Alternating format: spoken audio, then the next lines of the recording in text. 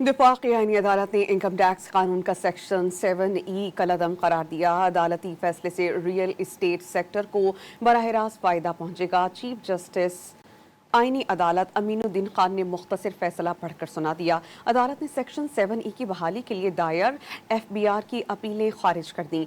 Section 7E के तहत ऐसे प्लॉट्स पर भी टैक्स आयद किया गया था जो ज़ेरे इस्तेमाल नहीं थे।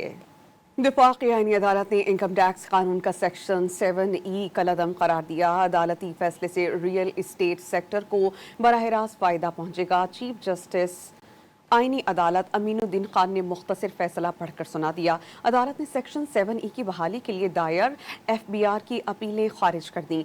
सेक्शन 7E के तहत ऐसे प्लॉट्स पर भी टैक्स आयद किया गया था जो ज़ेरे इस्तेमाल नहीं थे। वफाकी आईनी अदालत ने इनकम टैक्स कानून का सेक्शन 7E कलअदम करार दिया। अदालती फैसले से रियल इस्टेट सेक्टर को बराह रास्त फायदा पहुंचेगा। चीफ जस्टिस आईनी अदालत अमीनुद्दीन खान ने मुख्तसर फैसला पढ़कर सुना दिया। अदालत ने सेक्शन 7E की बहाली के लिए दायर FBR की अपीलें खारिज कर दी।